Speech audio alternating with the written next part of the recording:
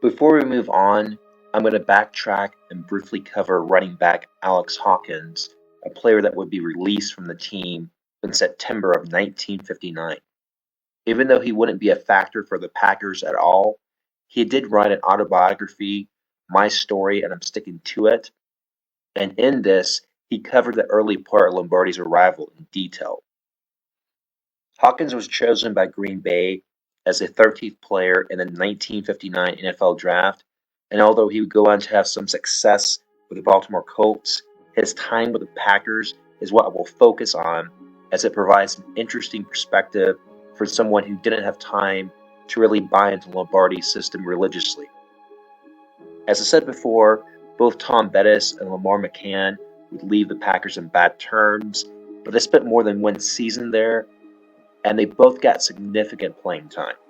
Hawkins is the first I brought up that not only didn't have a good experience, but actually recorded in depth what it was like from his point of view. Well, the 1959 training camp would get off to a bad start as Hawkins decided to bring along his wife, Libby, violating the norm that expected a player to wait to do that until after the preseason was over. It must have made him look presumptuous, as if he thought making the team was a given. From his writings, Hawkins seemed to have some respect for Lombardi, but he didn't have a lot of time to actually get to know him, so he described him more from a distance. In Lombardi's first team speech, Hawkins said, "I looked around that meeting room, and what I saw was fear, respect, and resolve. But how was one man going to accomplish his lofty goals with this bunch of losers? Last season, there was not only the worst team in the league, but the worst team in the entire history of the Green Bay Packers.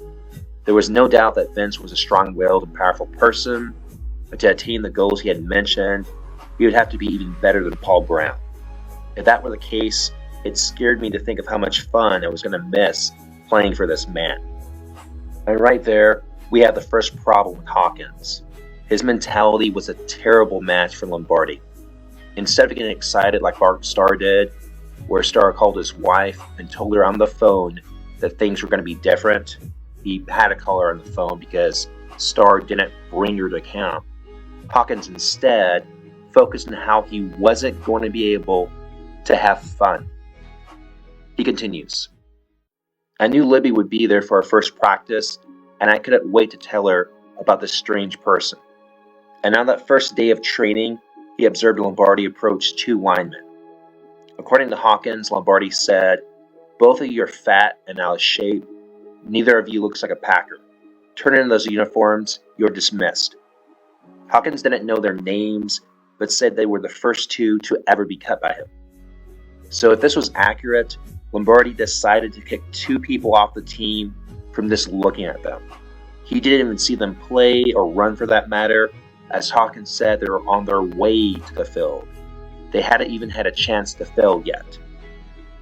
Coaches telling players to leave a team at the drop of a hat is not uncommon at all, but usually it involves seeing them in action, even if it's just for a few brief moments. However, you have to remember that back in 1959, players did not exercise on a regular basis during the offseason. Picture an NFL player in 2023 getting cut because he's too fat. Now imagine someone who looks even worse than that. Hawkins mentioned Lombardi's famous grass drills where players had to run in place, and then, when he said drop, they had to hit the ground as fast as they could before quickly getting up again, only to repeat the process. Hawkins described this. "As he walked among us, Lombardi would call out, 'I know you're tired and I know it hurts, but this is what it takes to be a Green Bay Packer.' He was trying to make us feel special about being a Packer. What's so special about a 1-10-1 team?" Hawkins thought these grass drills would just be in there on the first day to show everyone the new coach meant business, but they would never go away.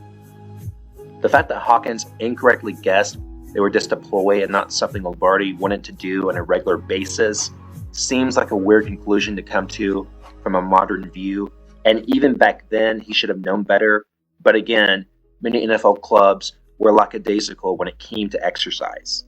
That was one of the keys to Lombardi's success. By the time the regular season started, they were going to have an edge over other squads in the league because they were going to be in the best shape they could be. And once again, this demonstrates just how much the culture and exercise in America has changed. For example, the concept of people jogging on a regular basis didn't really start to catch on until the 1960s. Of course, you can find examples of everyday Americans exercising before that. You can even find examples from the 1800s, but that was much less common than today. Tom Landry, the famous Dallas Cowboys coach, who was an assistant in New York along with Lombardi, said that when he was a player, the standard practice was to use training camp to get into shape. People would come in the first day looking bad, but by the time it was over, they would be in playing condition. So yeah, it was a different time. Hawkins goes on with his analysis on Lombardi. That first day, we put in only 2 plays. We ran them over and over. The following day, we added 2 more. This went on for a week or so until Lombardi announced that the offense was complete. I couldn't believe it. Paul Brown had to use more plays than that in the Senior Bowl. Hawkins didn't understand it at the time, but what Lombardi was doing was instilling the moves into their muscle memory. He knew the basic science of leverage. When a player blocks another on the field, the mechanics are very similar to a sport like wrestling. While that isn't exactly the same due to NFL rules that don't allow certain moves, many of the concepts are still there. It wasn't enough to simply pull and block. He wanted them to do it in a very specific way with their bodies in a very specific position. It was all about positioning, leverage, and muscle memory. Okay, let's continue. Hawkins said that Lombardi told the team as a group not to pay attention to things he said when he was angry. This moment of consolation contrasts with other accounts where Lombardi could make someone feel better, but it would be done privately or at least in a way that wasn't overt. But with Hawkins, we have Lombardi telling the entire team, so I wonder if he was remembering the moment correctly. He also claimed that the only people who weren't scared of Lombardi were Paul Hornung, Max McGee, and Emlyn Tunnell. Hawkins was right about Hornung, but dead wrong about McGee, which leads me to wonder what else Hawkins got wrong. As far as Emlyn Tunnell goes, that wouldn't be surprising if he wasn't afraid, because he and Lombardi went way back as they had both been with the New York Giants. For those who don't know, Lombardi's historical demeanor could best be described as inconsistently tough. He had a reputation for scaring people as a high school coach and teacher, but when he first became an assistant at West Point, he tried bawling out a player only to have head coach Red Blake tell him they didn't do things that way, and then, when he was with New York, he had to work to get the respect of the players. In fact, Frank Gifford said that after Lombardi first met the team, the players then went to a bar and made fun of him. They were simply not intimidated. Now he was with the Packers, though, and it was here that his reputation as tough would be firmly cemented. Part of this may have been due to the fact that he was now an NFL head coach and the responsibility of discipline ultimately fell on him, and part of it may have also been due to the added stress of the job, where he perhaps took out some of his frustrations on others. I'm not sure about the exact reasons, but he would temper some of this with occasional encouragement, and he could show empathy depending on the situation. Getting back to Hawkins, he wrote that rookies had to sing the song of their college team. Well, Hawkins didn't know it, so he declined, and there was a rule against drinking with the veteran players, and he decided to go against that too. And he invited himself to participate in their poker games, and supposedly they accepted him because they realized how bad he was at it, so it was easy to collect his money. He spoke of a time that Hornung joined one of their games, but he went light in the ante because he didn't have much money, but the others let him do it because they knew he would pay back anything he owed later. There was a sense of respect paid toward Hornung. Some of the players went to see the Baltimore Colts play the college All-Stars, and Hawkins later claimed the players were all in awe of the defending NFL champions, where they supposedly talked about how much better the Colts were and how they couldn't compete. This attitude made Hawkins disgusted, so he left. Now, did this actually happen? I'm not sure. Maybe they did praise the Colts, but the part about them putting themselves down is either false or exaggerated. I don't know, but again, It's intriguing to see the words of a person who would soon be cut from the team. Oh, and if you're curious about preseason play, Hawkins said he received $50 per game. His wife, Libby, made friends with Lombardi's wife, Marie, which is interesting considering how bad of a fit Hawkins was for the team. Marie even offered to let Libby stay with her. However, Hawkins told her it was a bad idea because if Marie was anything like Lombardi, she wouldn't like it. One day, Hawkins stopped by a bar and happened to see Emlyn Tunnell. They struck up a conversation. Tunnell spoke about how good the sport had been to him and how he loved New York. On the subject of Lombardi, Tunnell said, "You've got to understand, this guy has waited a long time for a head coaching job, and he knows what he wants to do. Vince wants a lot, and he's got a lot he wants to do and say. I'm here to help him. He's a hell of a man." This made Hawkins change the way he viewed his coach. During the September 12th preseason game against the Washington Redskins, Hawkins was put in the game in the first half so they could see what he could do. If you were pulled before the half ended, it was a sign that you probably weren't going to make the team. So he went in and a reverse was called. There was only one problem. Well, actually two. On a reverse, you need speed, and Hawkins wasn't very fast, and Max McGee was going to be his blocker, and McGee wasn't the best at that either. Anyway, Hawkins was tackled for an 8-yard loss. Not surprisingly, he was soon sent to the bench. He wrote, "I heard this sniffling and crying, and when I looked to see where it was coming from, I saw Bart Starr sitting down for me sobbing. He took me out," he said. "He took me out of the game." Well, that Monday morning during breakfast, assistant coach Bill Austin tapped quarterback Babe Pirelli on the shoulder and said Lombardi needed to see him and he needed to bring his playbook. Everyone knew what that meant. Shortly after, the same thing happened to Hawkins. In the office, Lombardi said, "I guess you know why you are here. I'm trying to find you a job with another team. Pittsburgh has shown some interest, and I'm checking with the Canadian League, but it's late. Good luck to you, and I mean that." Hawkins hadn't really interacted with Pirelli before this incident, but on the way out, they ended up sharing a car ride together where they bonded over their shared experience of not being needed. As I said before, Pirelli was Bart Starr's mentor while he was still in high school, so although Starr survived the axe and was kept on the team, he had mixed feelings due to Pirelli being let go. Getting back to Hawkins, when he got home, he would later receive a phone call from Pirelli informing him that he had been traded to the Baltimore Colts.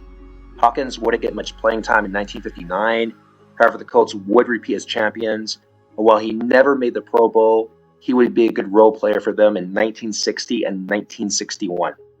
Pirelli, on his end, would go on to play for the Ottawa Rough Riders of the Canadian Football League before going to the AFL in 1960. He would serve as Joe Namath's backup when the New York Jets won Super Bowl III. Now that we're done talking about Hawkins, I wanted to speak a little bit about linebacker Dan Currie.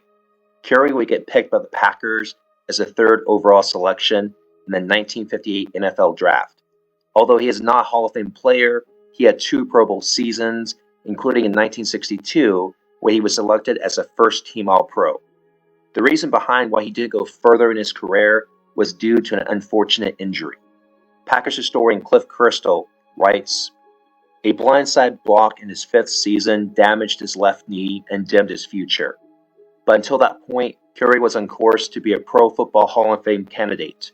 In fact, he certainly had the inside track on Nitschke, who didn't become the Packers' starting middle linebacker until late in the 1960 season and really didn't entrench himself as a starter until shortly before Currie got hurt." After Currie's rookie season, in 1958, Lombardi, after having reviewed that year's game film, told the press there were only 3 players he would keep for sure: center Jim Ringo, defensive back Bobby Dillon, and linebacker Dan Currie. Again, Cliff Kirstall documented an interview with Currie. On the subject of what it was like when Lombardi first came to the Packers, Currie said, "What Vince did was he cleaned up the office. It was much more business-like. You went to the office to do business, and if you didn't have business to do, you stayed the hell out of the office. I guess a sense of pride was reestablished, a sense that we were somebody and that we were going to be somebody."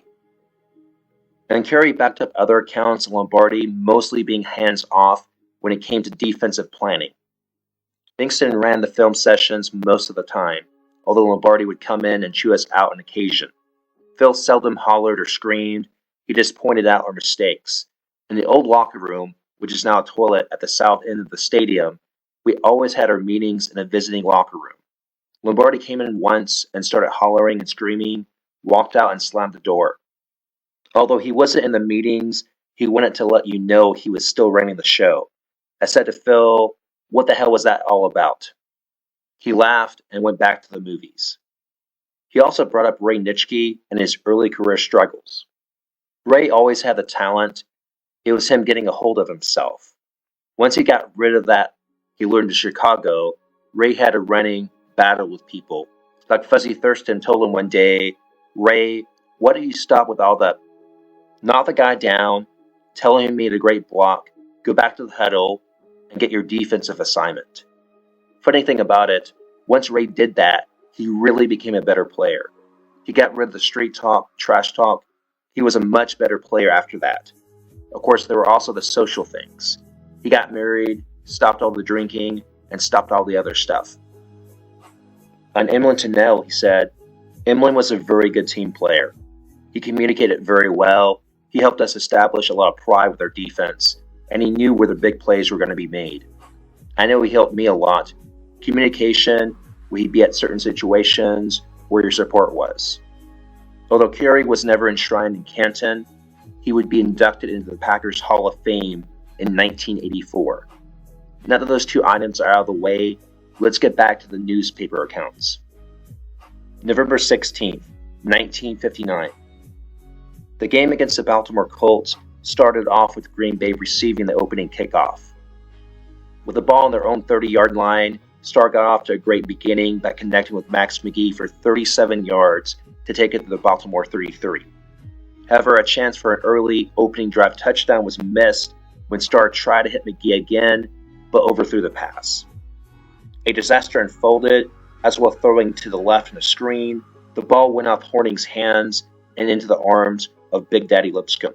Starr was able to chase him down, but not before he reached the Packers' 18-yard line. In his autobiography, Starr wrote, "I thought that Lombardi would pull me out of the game. Fortunately, I managed to prevent Lipscomb from returning the ball for a Colt touchdown when I knocked him out of bounds as he lumbered down the sideline. I hit Lipscomb so hard that I was dizzy for several seconds following the collision. As I returned to our bench, I braced for an explosion from Lombardi. His only comment, however, was, 'Starr, I detest that damn interception, but that was a fine tackle.' This remark put some confidence back into Starr. Getting back to the field, the Colts now had it on the 18. Baltimore, however, wasn't able to get anything out of it, so they were going to attempt a field goal, or at least that's what it looked like. However, it was a fake. The Colts decided to roll the dice, but a pass to Gino Marchetti was knocked down by Emlyn Tunnell. The Packers got it back, and Starr threw to Dowler over the middle for 25 yards. A few plays after that, Starr ran around the left end for 39 yards to take it to the Baltimore 17. This led to a 23-yard field goal by Horning. After the Colts failed again to do anything, Starr was back to work, where he found Dowler for 34 yards. Dowler then dropped a potential touchdown pass. Starr then mixed it up by passing to McGee, who gained 11 yards, and now they were on the 35. This time Horning tried to hit from 40, but he missed. So the Packers, instead of being up by as much as 17-0, only had a 3-point lead. However, Starr was moving the ball, and he was doing it against the best team in the league. Then Starr was intercepted again, this time by Dick Zumanski. The Colts then had runs by Barry and Moore that totaled 11 yards, and then Moore went left 26 yards for a touchdown. Despite two potential touchdown drives in the first period, the Packers only had 2 first downs in the entire second quarter. Unfortunately, the Colts didn't have the same issues. Johnny Unitas hit Moore for a 32-yard gain. Unitas then hit Amici for 30 yards to take it to the Packers' 7. Barry then caught a 7-yard pass from Unitas for the score. Baltimore got the ball back. Unitas threw to Jim Mutchler for 16 yards. He then found Moore for 43. Berry got it a second time to widen their lead. At this point in the half, Lombardi could have chosen to bench Starr and bring in Francis, but he saw the overthrown touchdown pass, the missed field goal, and the dropped probable touchdown catch, and he knew the score could have been very close. Lombardi was going to stick with Starr and see what would happen. It was in the third quarter that Starr would regroup. He hit Dowler for 20 yards, and then Taylor made it to the Colts' 41. Dowler caught another pass for 14. With the ball in the Baltimore 22, Jimmy Taylor went to the right for 18 yards to take it to the 4-yard line. 2 plays later, with the ball in the 2, Taylor ran it in from the left, and now the deficit was down to 11. Alan Amici fumbled, and the Packers recovered at the Colts' 34. There was an interference penalty called against the Colts, and Green Bay had a first down. This led to Starr hitting Taylor for a 20-yard touchdown. Suddenly, the Packers were back in this game. Horning then broke off a 63-yard run all the way to the Baltimore 10-yard line. Taylor ran up the middle for 1. On the next play, Starr almost threw an interception, but luckily it was dropped. Marchetti then sacked Starr. So Horning came in, but the kick was wide right. The Colts then engineered an 80-yard touchdown drive. Early in the fourth, Unitas threw to Mutchler for a 24-yard score. After 2 failed Packer drives, one ending in a Starr interception and another with a punt, the Packers started a new march, this time in the Green Bay 25. Starr threw to Dowler for 10, then Taylor for 10, then Dowler again for 11. Starr then ran for 13 to get to the 11. On a 4th and 2 on the 3, Jimmy Taylor scored again to pull within 4. The Packers, however, were not able to get the ball back, and the Colts ran out the clock. The frustrating losses were stacking up, but still, once again, this was a club that seemed to be just a few steps away from putting all the pieces together. Bart Starr would finish with these stats: 14 out of 40 for 242 yards, 1 touchdown and 3 interceptions. These were bad numbers, however there were 2 missed field goals from Horning, and that alone would have given Green Bay the win, not to mention the multiple throws that almost turned into touchdown passes. Despite Starr's terrible completion percentage, he still threw for almost 250 yards, and one of the interceptions was not his fault.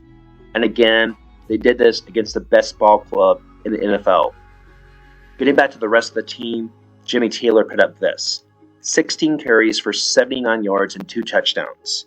Taylor also caught 2 passes for 30 yards for another score, for a grand total of 3 touchdowns in the game.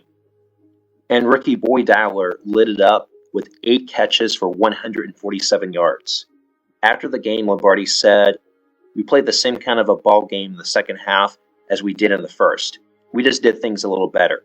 There was nothing wrong with the way we planned it. We just couldn't score in the first half. At that, we played well enough to win. By that, I don't mean that we were the better team today, but we played well enough to win. The other team played better. As a matter of fact, we have had some very good efforts. I said this before and it's still true." Lombardi then mentioned, "This is a club that stays in there and never quits, and that certainly is a credit to them. It's just a shame that we haven't won more. We so easily could have won 3 more games than we have." When asked about Starr, he said, "I was very well satisfied with Bart's performance. He did a good job." Boy Dowler also received praise. "I think it will be the making of him. He had a real good afternoon." The Packers would be facing the Washington Redskins at home for their next game, and when it was suggested that based on the way they played, they would beat Washington, Lombardi turned cautious. "I don't know about that. There are no easy ones in this league. They beat the Colts only last week. Don't forget that." Bart Starr had been poked in the eye in the fourth, but he wasn't using that as an excuse. "I don't know who did it, but I don't think he intended to do it. I think it was just a good lick. It might have been Marchetti, but I wouldn't want to point a finger at him because he's a heck of a nice guy. I'm sure he would have done it intentionally." Dowler, who was on fire in this game, revealed his 8 receptions might have been a career high for him, not just in college or the pros, but for any point in his life. "I don't believe I've ever caught 8 passes in any game before.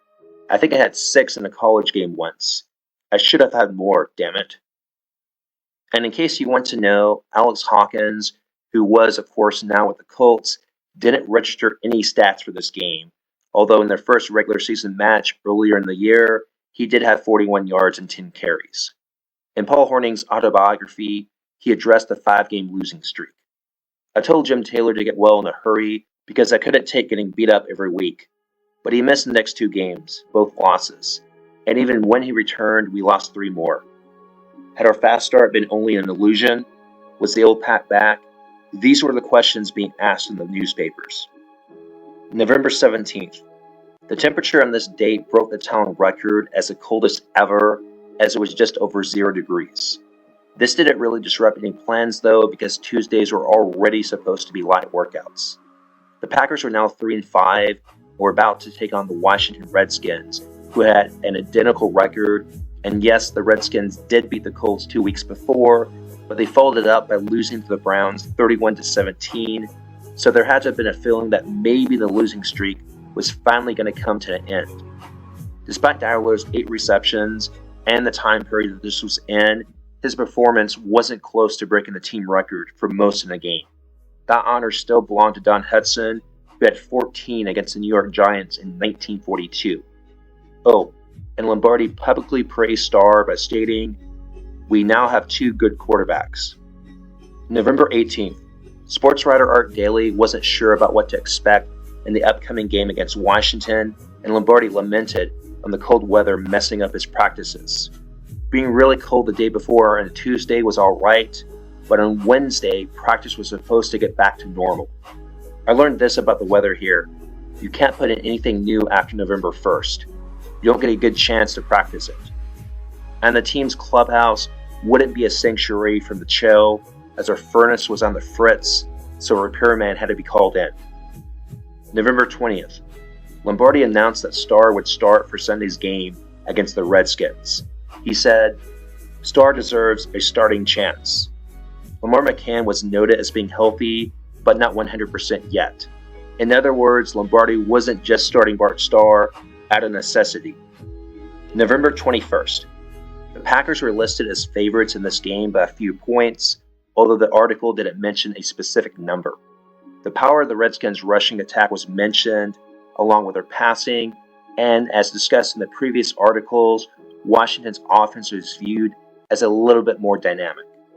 Lombardi would ruminate on Starr and McCann. "Whenever I pick one over the other, I have a 50-50 chance of guessing wrong." McCann would probably have been ready for this match, but Lombardi was giving him a definitive no. It was now going to be Bart Starr's turn. That's all for now.